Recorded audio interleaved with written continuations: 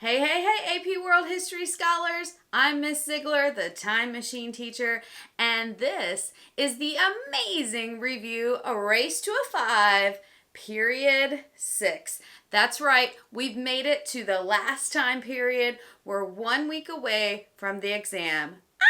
Are you freaking out?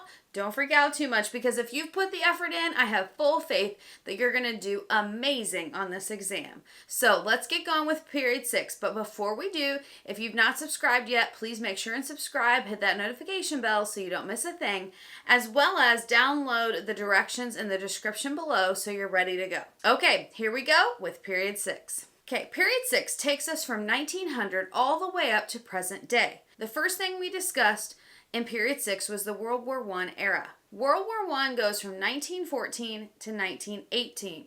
Some key things that you need to remember, of course, are the main reasons why it starts.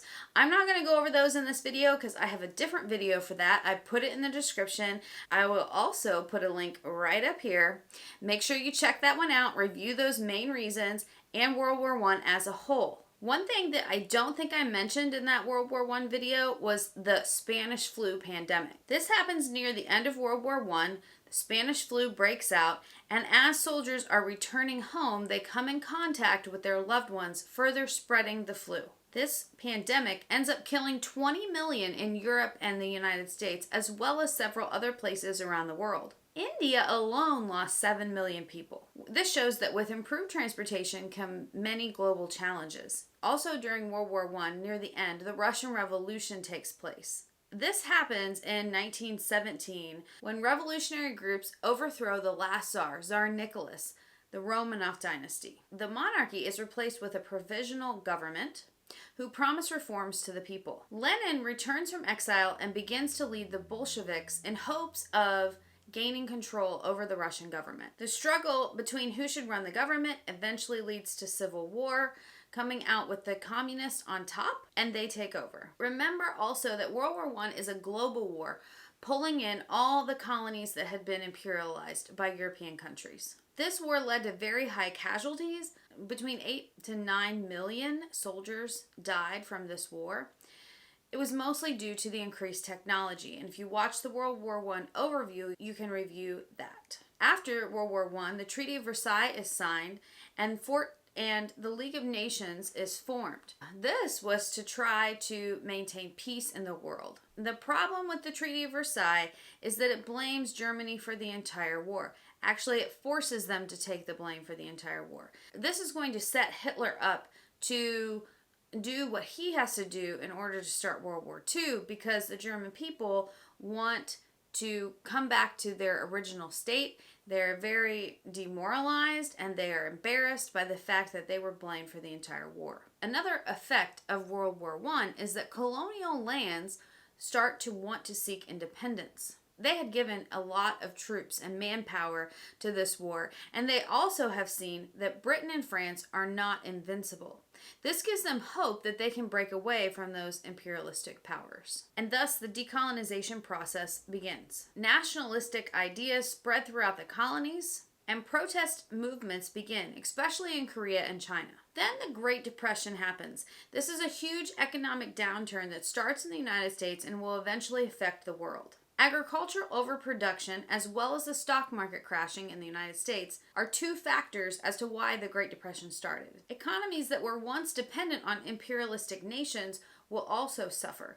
Germany suffers as well, as many Americans start to withdraw money they had invested in German banks. The New Deal is brought about by Roosevelt, who creates policies and programs in order to get Americans back to work, building infrastructure in the United States. Because unemployment was on the rise, trade will also decrease worldwide. The Great Depression also leads to the rise of fascism in the European countries. Take a look at the World War II video. That will cover how fascism rose and how the Nazis come to power, as well as Mussolini. After Lenin's death, Joseph Stalin takes over in Russia. Stalin creates a 5-year plan in which he wants to collectivize farming. However, that turns into a huge failure. Millions of peasants starved to death during this time. The Mexican Revolution also happens during World War I, and they will eventually get a constitution in 1917. However, the peasants are mostly upset about the land distribution between them and the wealthy, and that doesn't get fixed until the 1930s. In China, the Qing dynasty falls in 1911, and they won't have a stable government again until 1949. China hoped that the peace process would work for them. However, the European countries decide to give a lot of the control of China over to Japan. This led to massive protests in China, where two main groups were vying for power, the communist and the nationalist. This will eventually lead to a Chinese civil war between the communists and the nationalists. The communists are led by Mao, and the nationalists are led by Chiang Kai-shek. In 1927, the nationalists annihilate Mao's forces, and Mao is forced to take the long march with the remnants of his Communist Party into the interior of China. This long march lasted around 6,000 miles. This made Mao a reverent legend among the Chinese people because they were really impressed that he was able to take his army so far, and they spent several years in hiding, training to fight. Chiang Kai-shek ruled China while Mao was in hiding. However, he was very out of touch with what the Chinese people wanted. Japan was also encroaching on China, which made the government even weaker. In 1935, the nationalists and the communists suspend their fighting so they can fight against the Japanese, but after they've won, they resume fighting again. Elsewhere in the world, we see the growth of nationalism and this want for independence as well. Remember, we talked about how at the end of World War I, the Ottoman Empire crumbles. Now we have all these separate ethnic groups that are trying to find their place in the world. The Sultan becomes more of a puppet of the British Empire, and eventually the Turkish nationalists take over and kick the British out. At that time, they tried to reform Turkey and implement Western ideas, such as public education for both boys and girls, women's suffrage, and abolishing polygamy, or having more than one wife. Violent independence movements occur in India, specifically the massacre in Amritsar. A group of Indian nationalists decide they no longer want to live under British rule, so they meet for a protest. Their protest occurs during a Sikh festival. Thousands had come together for this festival,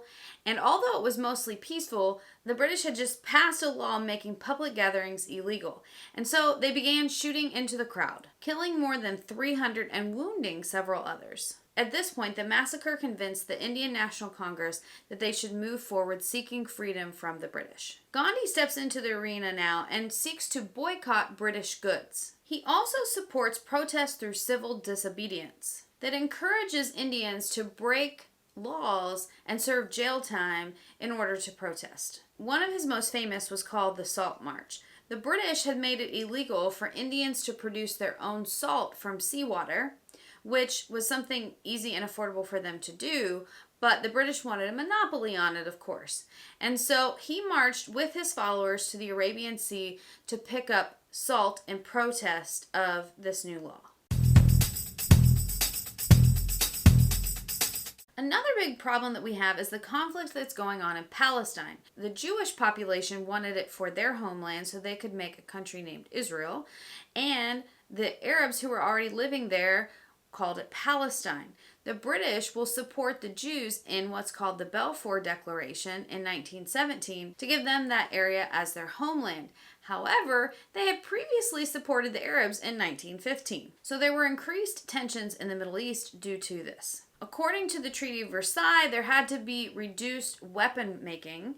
However, Germany and Japan did not follow these instructions. So leading up to World War II, you can see the world is a mess. There's a ton of things going on. We also have three very important political ideologies that are going on during this time. Let's review those real quick. The first one is communism. We know this is a one-party state where the state controls all aspects of life. It eliminates social classes and equals out the wealth. Positives of this is that it's supposed to create a sharing type community. It appeals to the working class. It's founded by Karl Marx and Friedrich Engels, where they write the Communist Manifesto about it. Marx claims that this will solve society's ills. The negatives is that most communists call to overthrow all other forms of government and make the whole world communist. Communists are completely against capitalism or the distribution of wealth on a private scale. They hold extreme government control and most of the time turn into dictatorships. Although it's based on social equality, it is not based on political equality. All decisions are made by the state, which is why they turn into dictatorships.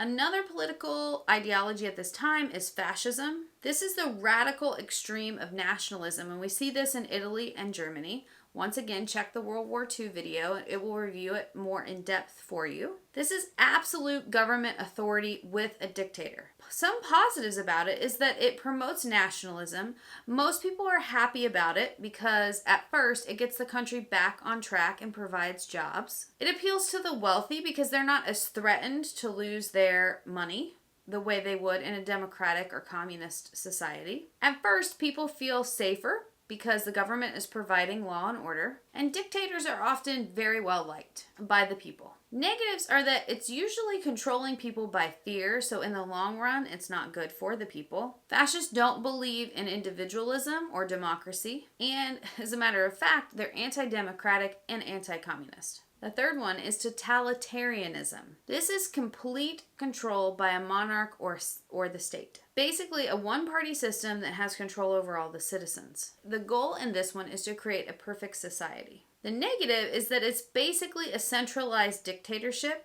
that people have to be absolutely obedient to. The state controls everything, which is also another negative, and if you disagree with the state, you're most likely going to be killed. They do not tolerate democracy or foreign ideas.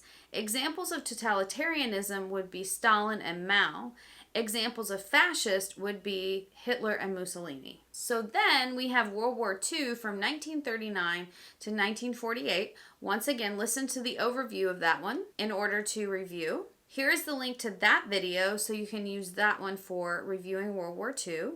At the end of World War II, we have the Yalta Conference, where the big three, the US, the Soviet Union, and Britain, meet up to discuss what should happen. They agreed to split up Europe between British spheres of influence and Soviet spheres of influence, which will lead to the next big conflict, the Cold War. The problems leading to the Cold War is that basically Joseph Stalin of the Soviet Union wanted to expand communism, while the US wanted to contain it. Here are some key events that you should remember for the AP exam.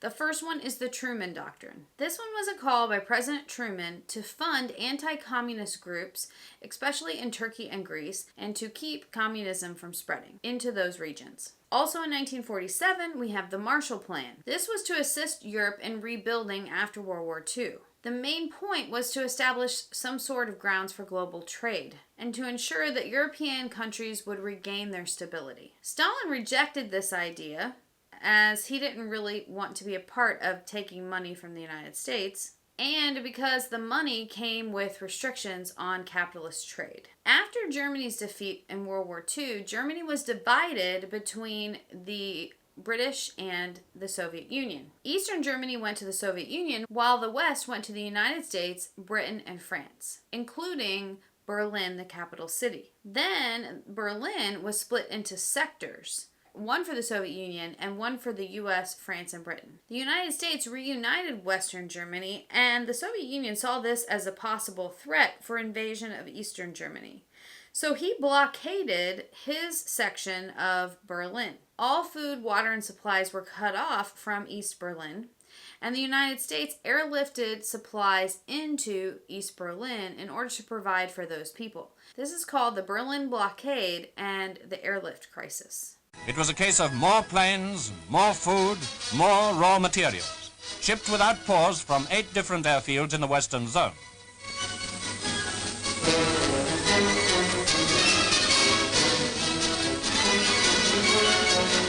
Month after month, the tempo of flights was stepped up, and by Christmas, American and British planes had made 100,000 trips and carried a total of 730,000 tons into Berlin.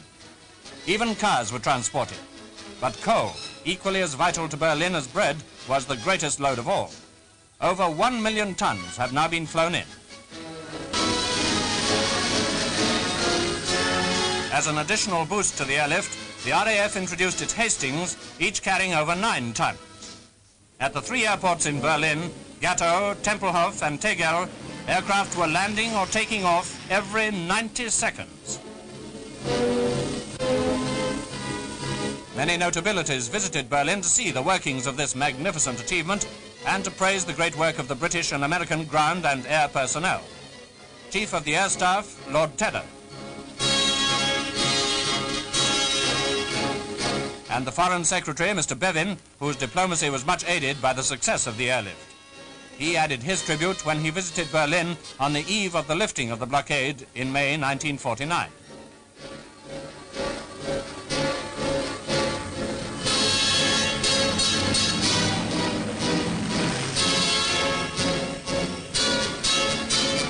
For 10 whole months, a ceaseless stream of Allied aircraft landed in Berlin, where Germans, supervised by British Army personnel, eagerly unloaded the vital supplies. Stalin didn't really gain any grounds from this other than turning the German people against him. Eventually, Stalin will stop the blockade, and the United States forms NATO. The sole purpose of that was to respond to any Soviet Union aggression in Europe. The Soviet Union responds with the Warsaw Pact, where Stalin joins forces with other Eastern European communist countries. Because it didn't go so hot in Berlin, Stalin is a little bit worried that the European countries are going to invade. And so he starts what's called the Iron Curtain. It's more of a symbol than an actual reality, but it basically divides the communist countries from the democratic countries. It was heavily guarded by military, and a part of that was the Berlin Wall, which separated East and West Berlin. In 1949, China falls to communism. Mao takes over. The Soviets will also test their first nuclear bomb in 1949. North Korea invades South Korea in 1949 as well, and the U.S. rushes to aid South Korea to keep communism from spreading. So it's basically this game between democracy and communism. The United States feared that the communists would take over through what they called a domino theory, which if one country falls to communism, several others will follow. Stalin dies in 1953 and Khrushchev takes over. He begins trying to improve international relations and condemns Stalin for killing millions during his rule. There were several uprisings in Eastern Europe that the Soviet Union takes care of militarily. The next leader of the Soviet Union takes over in 1968. His name is Brezhnev. There are more anti-communist movements in Eastern Europe, which he shuts down, and he also brings stability to the Soviet Union for a little while. Throughout the 1950s is when the arms race really heats up between the US and the Soviet Union. Arms race, remember, is this competition for who can get the biggest, baddest weapons, primarily bombs. In 1951, Castro took over Cuba. He was greatly inspired by the Soviet Union and will eventually make Cuba into a communist country.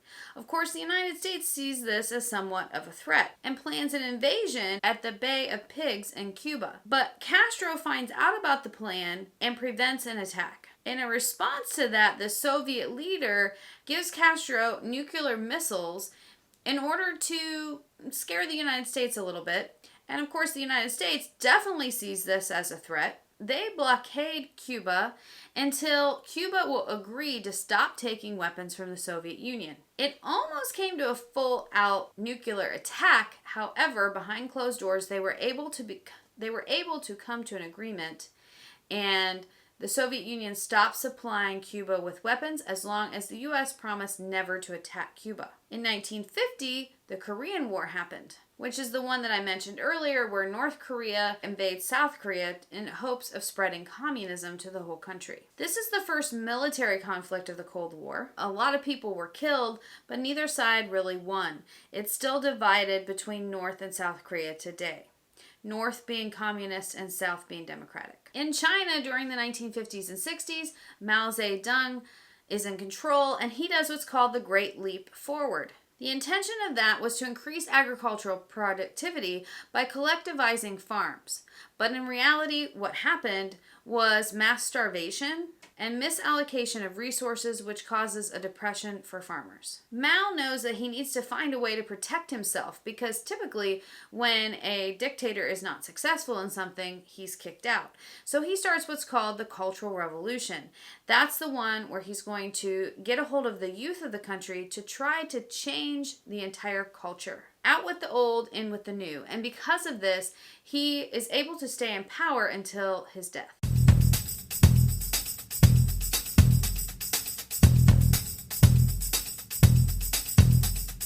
Another conflict we see during the Cold War is the Vietnam War. The French had occupied Vietnam in the 1800s, briefly Japan took over, and then the French returned in 1950s. Ho Chi Minh leads the Viet Minh against the French. Their desire was to unite all of Vietnam into one communist regime. The French decide that they will leave Vietnam and allow them to do that. However, the United States says, nah, bruh, we can't have that. And they come to the aid of the South Vietnamese leader, who was not very well liked by the Vietnamese and rather corrupt. This war was also not very well liked in the United States, and many protested it. They felt that we shouldn't be there. It was almost impossible to determine who was the enemy in these small jungle villages because there were many supporters in the jungle villages of the Viet Cong. And you couldn't really tell the difference of who were supporters and who were not supporters. By 1973, the United States,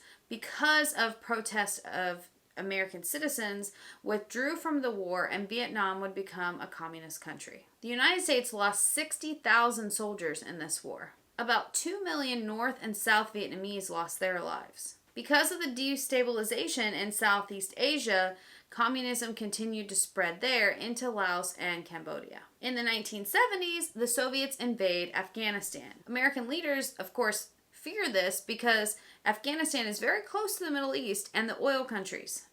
And so, of course, they get involved. In the 1980s, Reagan will fund anti-communist groups in Latin America. Also in the 1980s, we see a shift in the leadership of the Soviet Union when Gorbachev takes over. He issues a series of reforms to modernize Russia. He will provide new economic freedoms to businesses, as well as opening up more freedom to the Russian people. The Berlin Wall is destroyed in 1989, and Eastern European communist countries will begin to break away from the Soviet Union. In 1991, the Soviet Union comes to an end.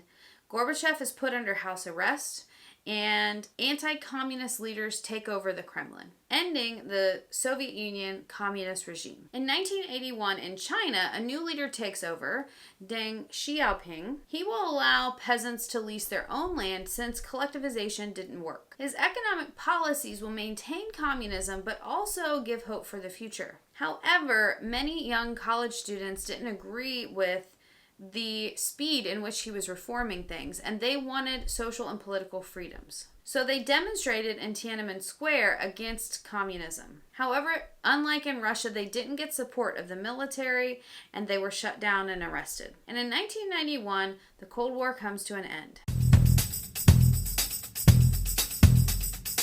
Which brings me to the next topic, decolonization. We've already talked about that a little bit, so we'll review it rather quickly here in this video.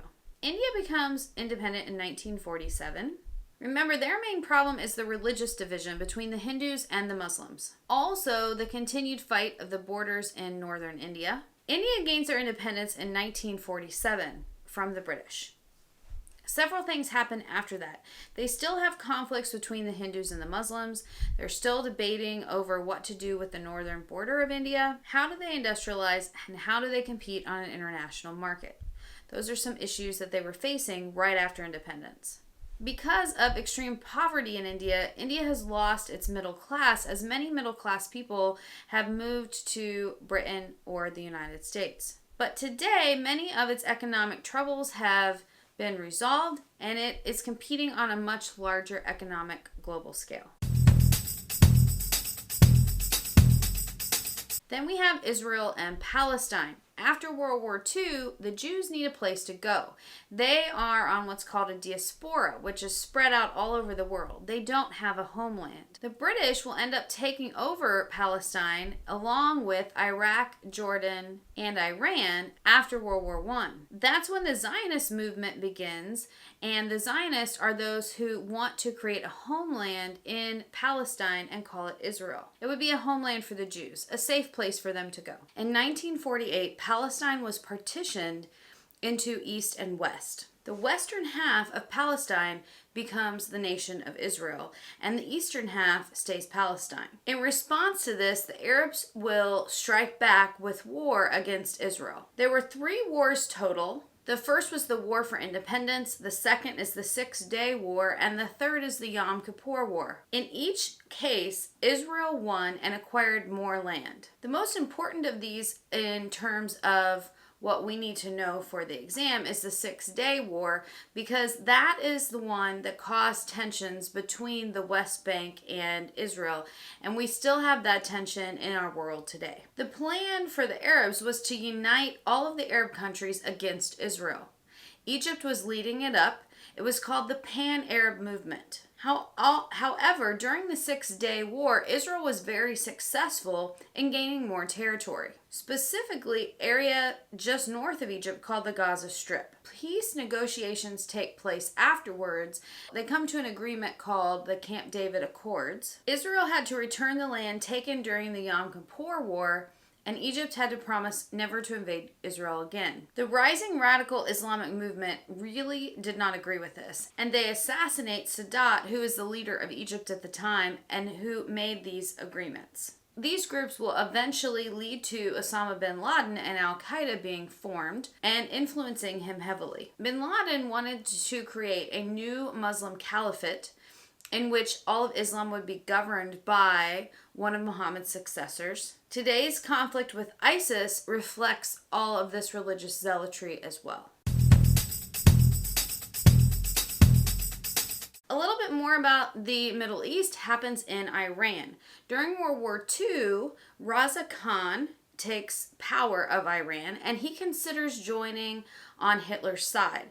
The British put a stop to that by seizing Iran. They then replace him with his grandson, and they take over and through him, they take over the oil industry in Iran. A series of events will lead to Iran possibly joining the Soviet Union during the Cold War, and the United States doesn't like that very well, so they put a stop to it by going in and removing the leader and replacing him with Mohammad Reza. Reza starts working in the 60s and the 70s to modernize Iran. Women gain the right to vote during this time, and he separates church and state. However, this angers most Muslims. He also uses the secret police in Iran, and that turns more Iranians against him. In 1979, Iran goes through a revolution when Reza is overthrown. Khomeini takes over and makes Iran a theocracy, ruled by religion. Currently, the youth of the country are trying to modernize and bring in more Western ideals. They're doing this through the Iranian Green Revolution.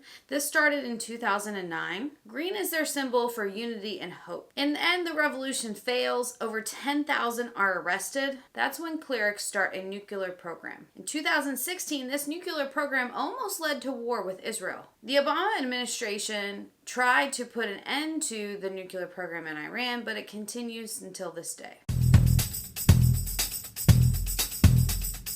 From the Ottoman Empire, we see Turkey emerge. Their leader, Ataturk, wants to modernize the country and get closer with Europe. They were successful in joining the European Union in 1989. Here are some key events that take place in Turkey for you to remember. They still have not accepted the responsibility of the Armenian genocide. They're still fighting against the Kurds breaking away from Turkey. And they have an internal struggle of Islam trying to take over the government and make it into a theocracy. Let's move on now to Africa. The first place we'll stop in Africa is Ghana.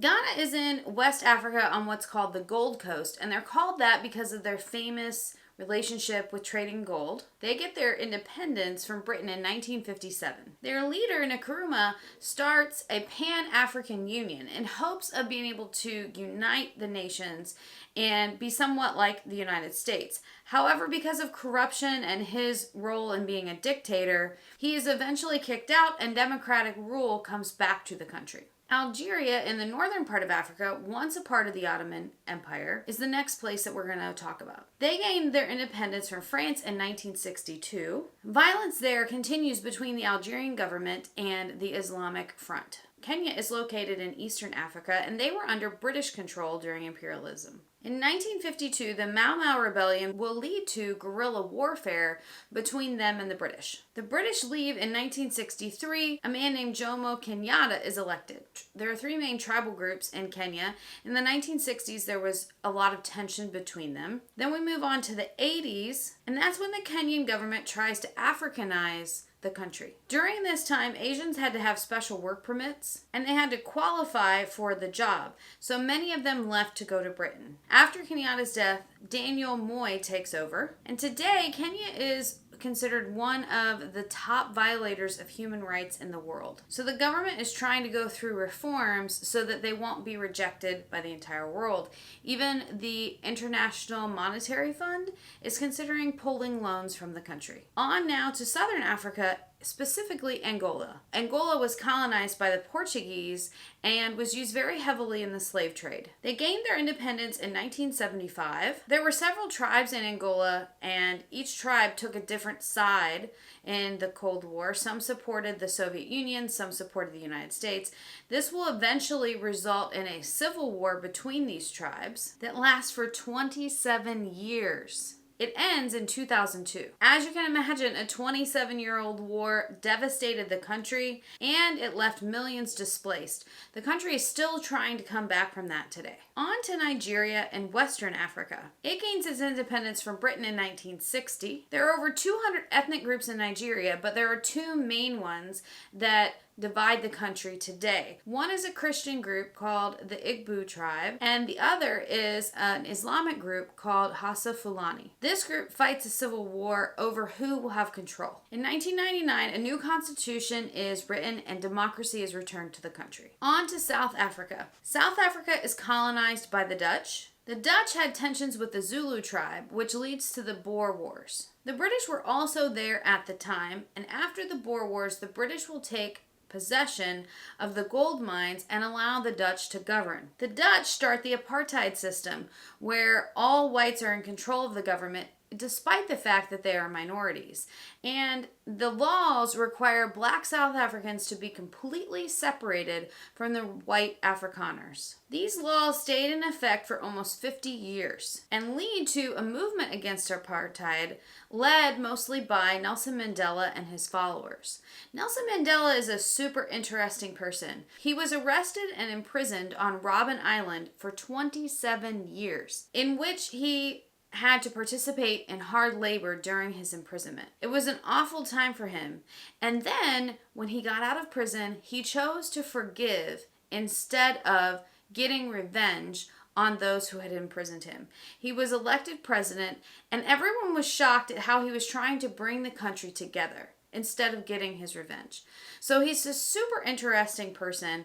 Definitely read about him. There's also a movie called Invictus that talks about how he used the rugby team in order to unite the divided country. A really good movie. You should definitely check it out. It tells the story really well. Let's move on now to Latin America. In Latin America, it's very unstable because of imperialism and colonialism, and there are several dictators in control. Many Latin American economies are run by the state. They have been involved in free trade agreements with the United States.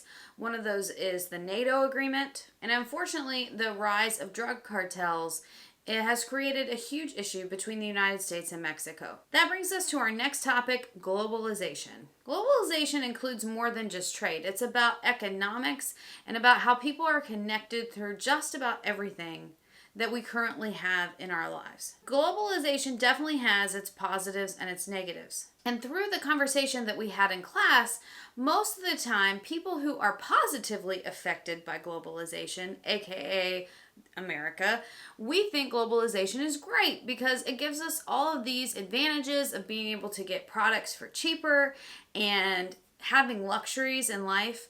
But if you're negatively affected by it, you might not think it's so great. So some of the positives are being able to trade and have the supply and demand so that we can get products for cheaper, as I was just saying. We have at our fingertips any information that we want. So it enables new innovations, it enables new technology, and the growth and betterment of our lives. However, there are definitely some negatives that go along with globalization. For example, genocide that happened in Rwanda and the genocide that's happening in Darfur. Those are effects of imperialism and globalization as a whole, as these countries try to find a national identity. Terrorism is definitely another negative of globalization because the easier the transportation makes it easier for terrorist activity. Global warming is another negative effect, whether you believe it or not. Another negative that comes from globalization is world hunger. That's when people start looking towards solutions to the problem and the Green Revolution happens. This is where scientists develop higher yield crops, such as higher yield wheat, rice, and other grains that have resistance to pests, diseases, and droughts. They are developed by crossbreeding seeds. Because of this, grain production increased sharply. However, the Green Revolution had its problems as well. Many small farms were forced to sell to larger farms because they couldn't compete. They couldn't afford to buy the new pesticides and fertilizers. The heavy application of these chemicals also will affect the soil and the environment. So for globalization, just remember how the world is connected incorporates more than just trade. It's several things. Every way that we're possibly connected, that goes with globalization. Let's review some quick key concepts that you need to remember for period 6. We have new political ideologies such as nationalism and fascism, and know how those play a role together. Economic decline in the 1900s will lead to World War II. World War I and World War II are the most brutal wars because of all the new and advanced technology. The United States drops the first atomic bombs on Japan, ending World War II. World economy grows after World War II. Then we have the Cold War, which is more like quasi-wars fought between communist and democratic countries in places throughout the world. Decolonization causes countries to try to find their national identities, which sometimes leads to civil war in that country. And last but not least, we have globalization. And that wraps up period 6. Let's have a little mini celebration. Woohoo! I am so proud of you for all your hard work that you've put into the amazing review, Race to a 5. I know it's going to pay off for you. So good luck on that exam. And if you haven't subscribed yet, make sure you do that and hit the notification bell so that you don't miss a thing. Because even though the exam may be over soon, there's still more to come from Time Machine Teacher that you may be interested in. Thank you so much for your support. I really appreciate it. Good luck on that exam. When the revolution... The third one is totalitarianism. The third one is totalitarianism, and to keep the peace negotiations take. He also uses the secret police, which turns. This is